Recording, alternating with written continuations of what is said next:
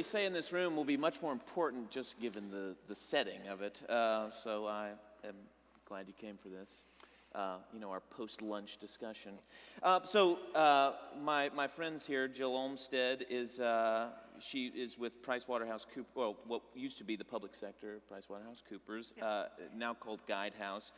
Before that, in management consulting, and then she spent, I think you say, you enjoyed a period of time on Capitol Hill. Yes, given Anything that more it's to say? election day, I will keep the party out of that. Yeah. And Hugh Hale, who is the Chief Information Officer at Tennessee's Medicaid program, which we call TennCare here, came to Tennessee about 3 years ago or so, and was in home health in New York, and before that, some stints with IBM and Blue Cross Blue Shield here in Tennessee. And we're going to talk about the opportunities perhaps for blockchain at the state and federal level. So Jill, I want to start with you. So in what you do, you're of course working with clients who might be working with the federal government, right? Mm-hmm. I'm curious, what do you see as the opportunity in working with the federal government? Because my guess is it is incredibly frustrating to work with the federal government. Well, it definitely has its pluses and minuses. It can be frustrating, but it's actually a really exciting time working with the federal government.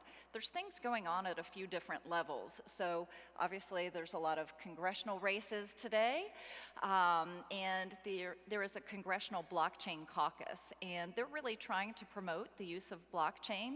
They're not looking right now to regulate it, but they're trying to get it to thrive in the federal community and bring folks together across the country, which I think is a really positive thing for Washington to do, and perhaps very bipartisan, if you will. And then when I look at the administration, what's really exciting right now is there is this appetite to take on new innovations. So there's a Modernizing Government Technology Act that really is incentivizing the agencies. There's a technology innovation fund that's available for agencies, and so there's a lot going on to incent development of new technology and the utilization of blockchain. So really great time to be innovating in the federal space. Blockchain caucus I just find so funny. I mean, I imagine there are many, if not a majority, of people, in lawmakers anyway, who don't know what blockchain is. Surely that's the first hurdle? Well, I think they're trying to understand more about it. There have been actually a number of hearings where folks have come in and talked to members of Congress, and I think they realize what they don't know to some extent when it comes to blockchain. Gotcha. All right, so Hugh, talk to me a little bit about anything that you all do at TennCare is going to interface, I suppose, with the federal government. So do you feel like blockchain is something that's being promoted? Is it something you're encouraged to do? What's the status of things? So being part of the TennCare program, and our mission in life is to take care of the medical needs of the most vulnerable population in the state of Tennessee. So innovation is extremely important to what we do, because it's how we keep costs low and how we improve the quality of care we take. And the federal government pays a large percentage of that. And so we work very tightly with CMS, which is the oversight body for TennCare. And they don't really necessarily promote blockchain or artificial intelligence or any specific innovation that's out there. But they do partner with us on innovation in anything that can either lower costs or improve the quality of care. So it's not specific programs. There are grants available and things for specific programs, but they do work very tightly with us. If we have something that we want to try from an innovation perspective, they're very open to that. And so there's a really great working relationship between CMS and TennCare. Well, what is going on right now? I mean, at the federal level, or are we talking little pilot projects? Help us out with examples. Sure. So there's a number of examples, and I think most folks heard Jose Arrieta from the Department of Health and Human Services yesterday, and that's probably the biggest and most visible pilot of blockchain. And they're preparing to get that out and roll it out. Thanksgiving was the time frame that he mentioned. But there's other smaller pilots going on, so they tend to be point solutions in a number of the health agencies. So, CDC is doing some work looking at surveillance and health data. FDA is also looking at getting hospitals to collaborate and share information when you think about the types of data that FDA works with. NIH is also looking at some pilots. And so I think what you're seeing, because of the size and scale of the federal government and frankly the newness of technology, they're dipping their toe in, innovating in areas where they see some need, and trying to prove out a concept of how will this help transform health in consideration of the federal government's role. And you talk about FDA, CDC. I would imagine all those are places that kind of steer clear of the patient in some way. I mean, is that where the sandbox is at the moment? Well, when you take the Health and Human Services agencies like CDC and FDA, NIH, CMS, they certainly have a role in policy and in research, but it's not the actual delivery of care, which you might have from a federal perspective in Veterans Affairs, which obviously the veterans are a large topic these days, in the military health system. So, while the federal government does its own thing, it also administers two of the largest health systems on this planet. You talk about what you see as the potential for some sort of blockchain solution. So blockchain in and of itself is a tool, and it's a very valuable tool, and it's one that's kind of maturing. But there are a couple of use cases that we're exploring. We haven't implemented anything, but that have kind of caught our interest from an innovation perspective. The two, and they're closely related. Actually, there's a whole subset of things that I'm not going to mention that are productivity type tools, like things that getting claims paid faster, that kind of thing. That would be a good use case, but that's more on the productivity side. From the patient perspective, it's all about that personal health record and being able to own that the record and having that immutable ledger of your information that you can take with you everywhere you go. You can allow people to have access to it that you determine, and so that incents you in a lot of ways to work closely with the providers of your care, your doctor, your hospital, those kind of things. But from a real world use case that has captured our attention, it's around prior authorization. And so if you have, as a TennCare member, and let's say you had an application that you had your own information and that you've given us access to, you've given the managed care organizations, which are actually the actual payer, like a Blue Cross Blue Shield, Amerigroup, United, that are actually paying for the services that we fund them.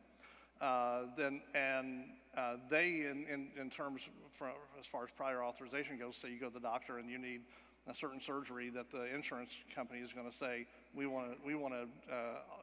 need prior authorization before you have that. They want to approve that. They want to look at it, make sure it's medically necessary. In today's world, that would be an email that's sent to the insurance company. It could be a few days, up to however long it takes. And then it gets back to your doctor, and then the scheduling happens, and it could be 2 weeks into it before you get that authorization and that procedure. In the blockchain world, if you've got that record and you've got everything, and your doctor has access, the managed care organization has access, and your physician clicks that prior authorization button, it immediately can show up in the system at the payer. And in many cases, those can be automatically approved or reviewed right there, and so it can speed the care, speed the time between that prior authorization and the actual delivery of care.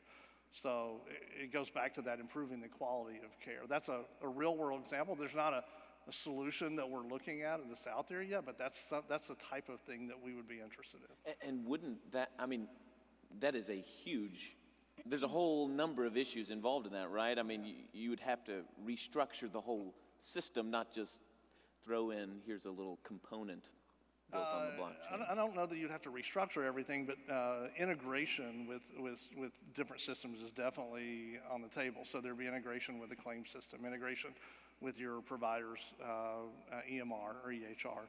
And but blockchain also speeds that and makes the integration a lot easier in most cases. So is it a hurdle? Yes. Is it a showstopper? No. And talk to me about this, and at the federal level too, I suppose. I mean, in working with the VA or CMS,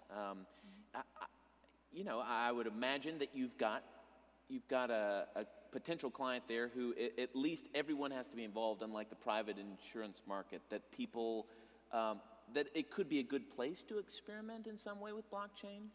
Well, when you think about having a closed system, if you will, that certainly holds some possibility. I think one of the challenges is frankly the scale of those systems. So, mentioned that VA and the military health system happen to be the largest health systems on this planet. So, north of 9 million beneficiaries at each one. You think about how you serve that community. So most of the blockchain pilots right now, as I mentioned, are more point solutions. So how do you scale that to those services? One of the things that's come up is potentially credentialing. So you take, a point solution for a national and even international health system. When you think about how the military operates overseas, how do you credential folks? So there's lots of challenges that I think you can address, but it's still, as Hugh's saying, you take, a single challenge that you have, a use case, a business need, and really start there. Because I think lots of people are talking about the promise of, an EHR enabled by blockchain, and that is sort of the holy grail that we want to look at. But I think given the scale and complexity of the American health system, not just the federal hospitals, there's a lot to do there. So no small undertaking. Talk about credentialing for a second, because this made more sense to me than I'm not a blockchain person. I've sat in for an afternoon and listened to the guys over at Hashed, but it made sense to me because I guess there's all these places that store data that say whether this doctor can practice here or there, right? Can you kind of walk me through that to describe why that makes sense? Sure. So from a federal perspective, the health systems operate nationally. So if you take a VA hospital, let's say here, they may have an affiliation with an academic medical center, let's say Vanderbilt, and how do you credential folks to work in the facilities? And where are you getting the information from? How is that coming together? If you take that beyond the state of Tennessee and you think much larger to everyone, how are you getting that trusted source that a physician has rights to practice in a certain hospital? And what happens when they move? Because that does happen quite a bit. It's certainly a challenge for the military health system where you have a lot of folks who rotate quite frequently, usually on a 2-year basis. So there's quite a bit of need in terms of distribution and the need for trust that you can see a really clear business case there. And my understanding is there's like an industry for doctor credentialing, I think, right? Yes. Well, that makes a lot of sense.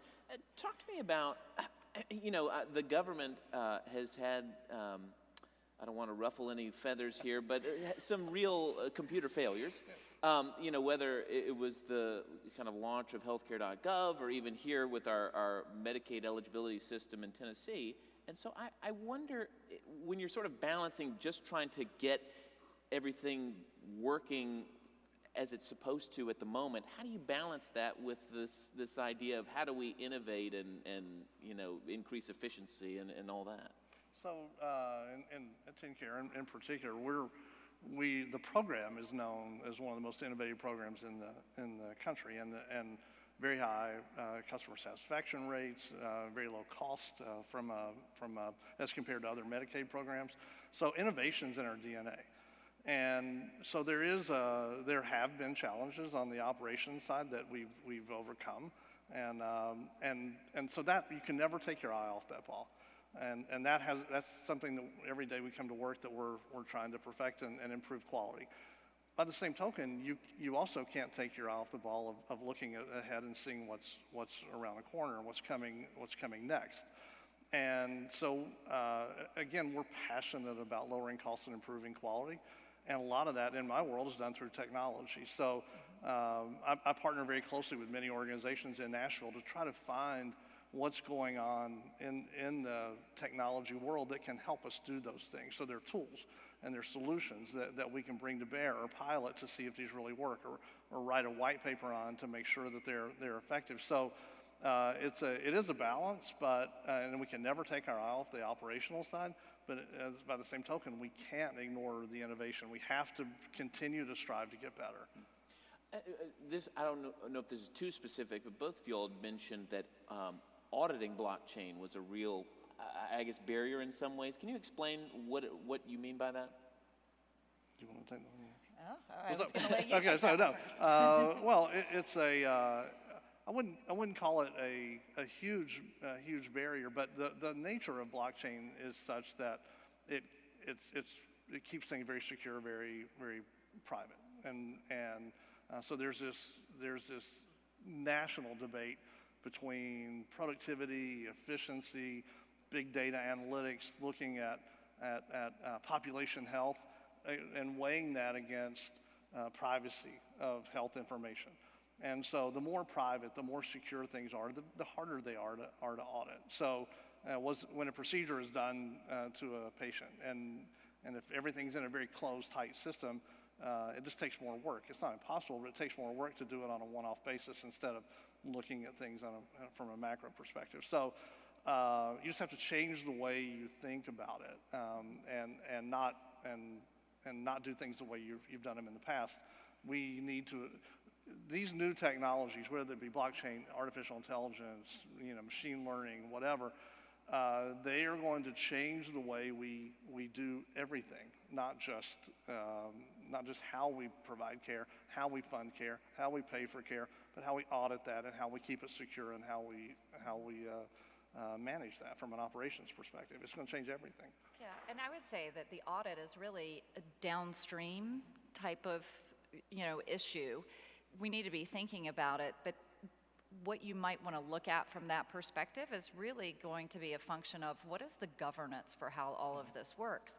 And I believe it was Richie this morning who mentioned pools of power, and I hate to be the person talking about the federal government and wanting to regulate things because I'm not sure that that's the right role, but are there standards organizations coming up from the private sector? And we've talked with a few of those today. It's been a really great part of the conference to hear folks discussing some of the issues, whether it's around the ethics of the blockchain, the privacy issues, what it means for a patient to really own their data, which obviously is something we're all very passionate about. But how do you set up the framework and the governance for that to operate in a way that folks trust the system? And you might have other requirements that come off of that, but I think we have to be thoughtful about how that community exists and what it does first before we're thinking necessarily about auditing something. And as someone who's broken off from an audit firm, I'll leave that to the CPAs. Okay. Well, talk to me about that, though. You say this is going to be the future. Are we there where people are, that blockchain is not a fad or something? Well, blockchain is definitely not a fad. It's been around for a long time. Right. I mean, it's got a very long history, even predating Bitcoin. But is there a concern, perhaps, for people who are in the government who know that they are working with computer systems that might be, 15 years old, and think, is this going to stand the test of time? It's a tool, and what we're looking for are the solutions. So the solutions that are built on that tool are what's going to really transform the way we work. So those solutions are just in their infancy. From the things that I've seen, I haven't seen that thing that really makes me say, okay, that's one that we really want to pilot, and we can turn the needle to either reduce costs or improve quality of care. But they're out there, they're burgeoning, and they're coming. I hear talk about them. And so it's not something that we're concerned that we can't, that we're gonna miss the boat, because we're watching them carefully. But they're not on the maturity spectrum. They're not quite there yet. And at the federal level, there's certainly tremendous hype around blockchain as a solution, but likewise, I certainly agree with Hugh here that it's not a fad. I think people are trying to figure out how to use it the right way, and there's actually folks may be interested in looking at Homeland Security actually put together a short decision tree to help you answer the question, when is blockchain really right for you? And there's a few offshoots that say, do you have an issue of trust? And if the answer is no, well, use a database. And so there are about 5 of them that say, use a traditional database as opposed to, do you really need a blockchain solution? So using the technology the right way for the right business case so that you're not just applying a new technology to an old problem.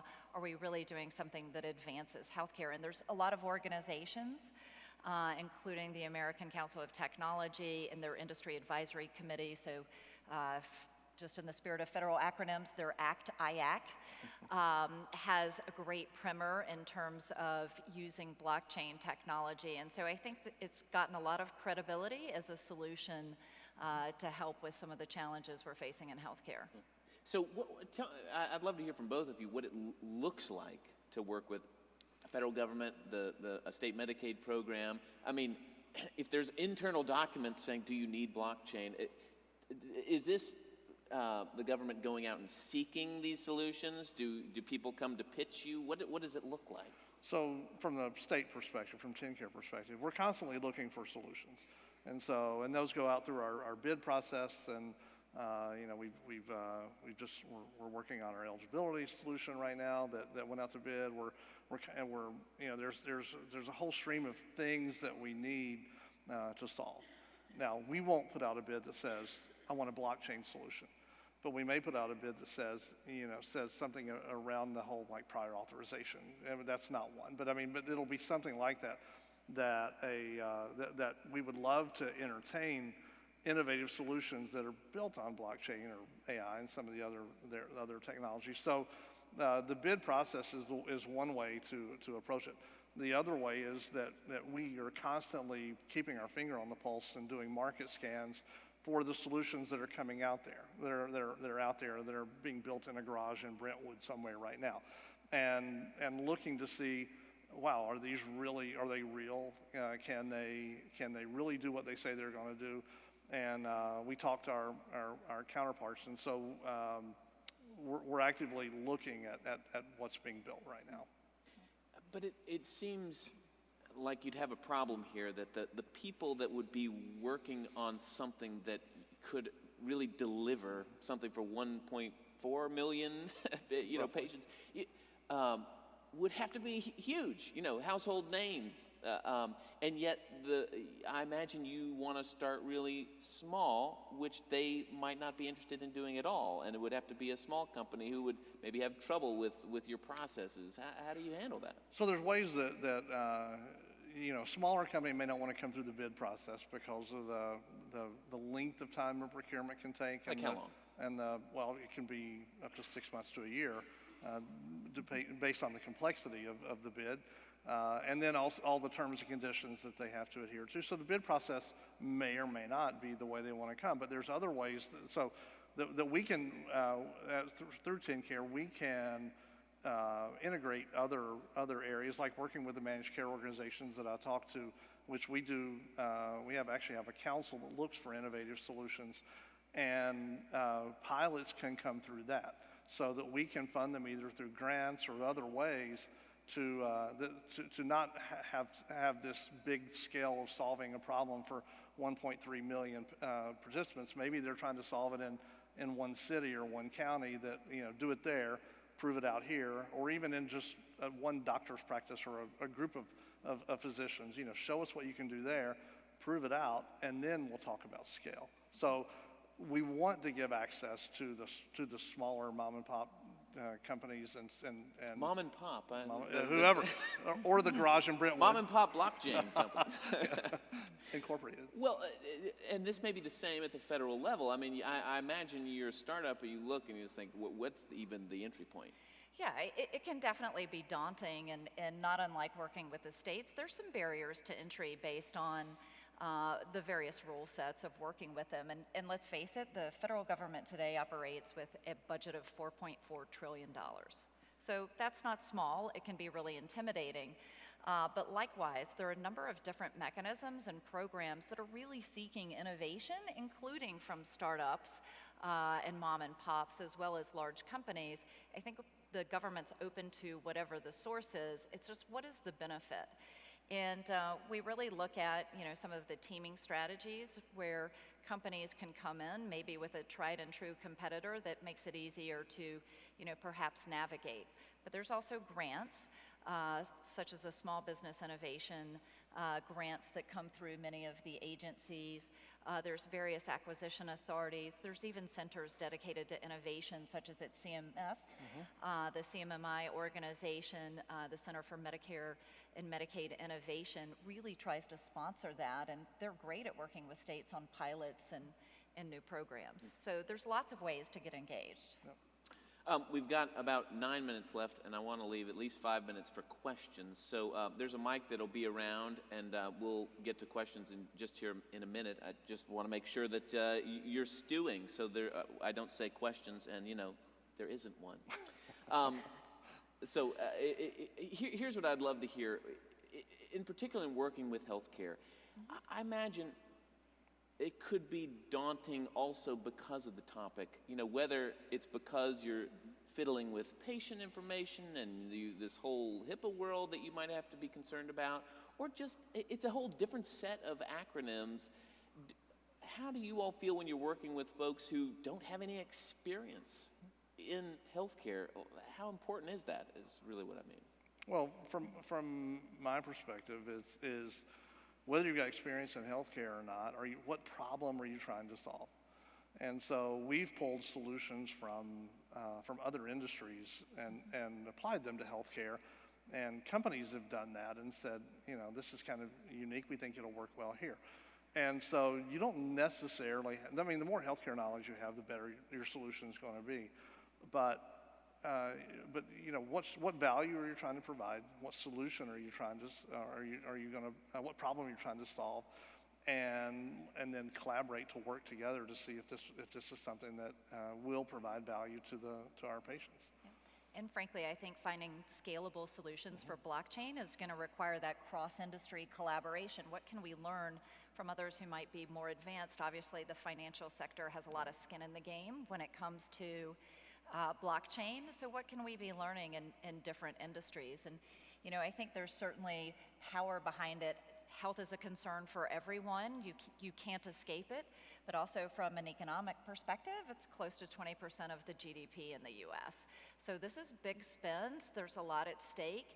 And we want to have a better health system, and we want patients to be more empowered. So, I think there's going to be a lot of oomph behind this and cause to get people from all industries involved. Okay. Questions that'll be more helpful than mine? Was somebody raising their hand over here? Did I see? I'm sorry. Back there. Oh, way in the back. Fill up the hall with your voice. Thank you. Hello, thank you very much. My name is Sean Mannion with a company called Science Distributed. I'm a former federal civilian myself, so I understand that world, but I've lost inside touch with it, and I'm just wondering how much interagency conversations are you seeing between HHS, DOD, VA on this subject right now? How many interagency conversations are you having between like DOD, HHS, other entities? Yeah, so there's a good number of conversations. There's frankly a lot of collaboration points right now, especially with DOD and VA. You may be aware that the military health system has started to implement their new electronic health record.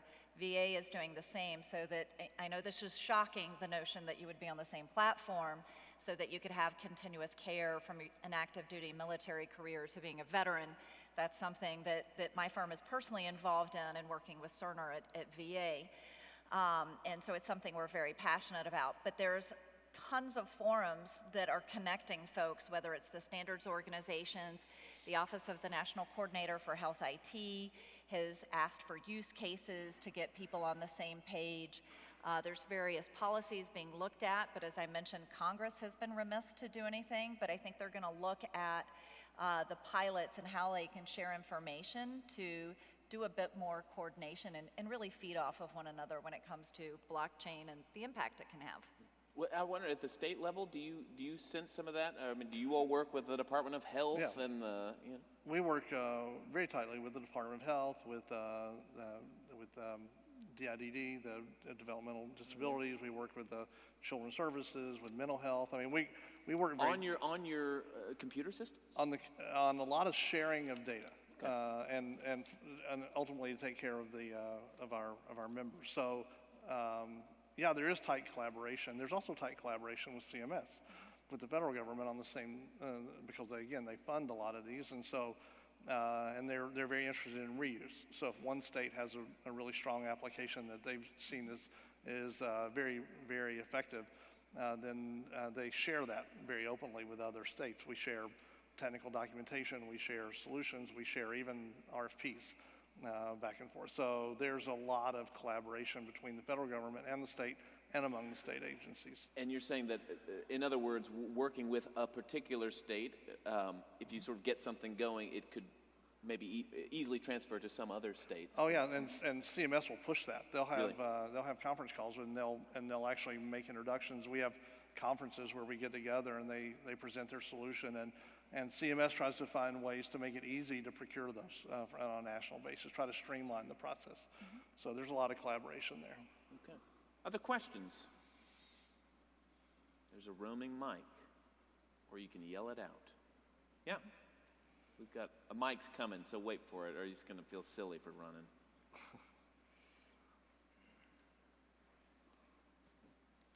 All right. Hi, everybody. My name is Andrew. I'm with Guidehouse, but this question is not for Jill. It is for you. Thank you, Andrew. Sure. Hugh, so I know you mentioned before that you guys are looking at more non-traditional types of software and solutions, looking at the garage shops to see what you guys can find. Do you find that there's more of a push towards open source software now, as you know, as there wasn't previously, especially when we talk about blockchain and looking at programs and consortiums like Hyperledger, which are from the Linux Foundation and open source software technologies themselves. Do you see that open source is gaining traction in the state and local environments? And Jill, maybe if you wanted to talk a little bit about the federal environment, we can. I already know a little bit about the GSA Emerging Tech Lab and a lot of the GitHub environments that are being stood up in the federal space, but I wanted to get more of the state and local perspective from you.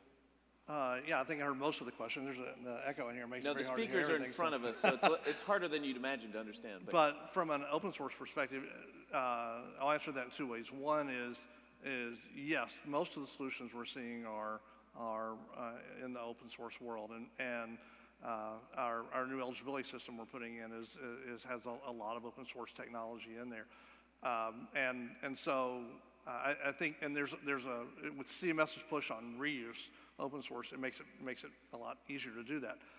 But there's this other side of me that I don't care.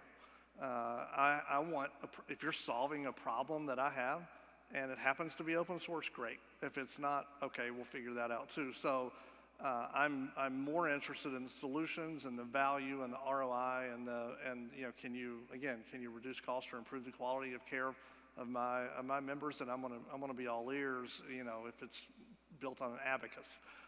So I just want the solution. I want to no matter what form it's in. Who's going to ask our final question? All right, I will. As we close up, I wonder what you see as any of the sort of the near-term hurdles that just need to be hopped over, you know, for blockchain to really take off, or that sort of use case that everyone wants to hop on coming around. Oh gosh.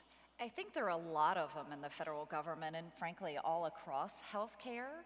So I think it's really about, you know, while this conference is about blockchain and healthcare, I think it's really about the use case and the transformation. And so what gives the most promise to solve a particular problem? There's no shortage of them, especially in governments. There's lots of complexity and challenges. So I think it's really honing in on, can you solve a problem that hasn't been solved? And the technology, the blockchain is a tool, as Hugh said, just to enable that. Anything to add, Hugh? Yeah, no, I completely agree with Jill that it's all about the solutions and the value that you're going to bring. So, you know, if talking to some of the startups and smaller companies here, it's like, keep it simple.